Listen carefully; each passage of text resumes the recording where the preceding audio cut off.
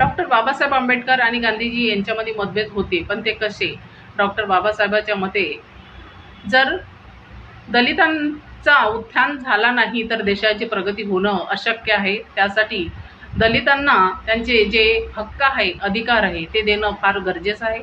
त्यांना राजकीय, सामाजिक दृष्ट्या जे अधिकार आहेत सर्वांसाठी ते त्यांना देणं फार गरजेचं आहे.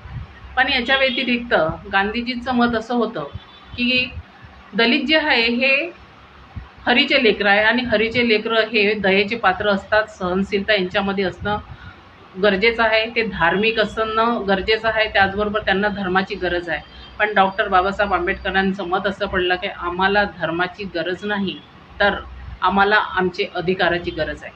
आज ते तंतोतंत खरं होताना दिसत आहे. कारण की आज धर्म आणि धम्म हे दोन मूळ भाग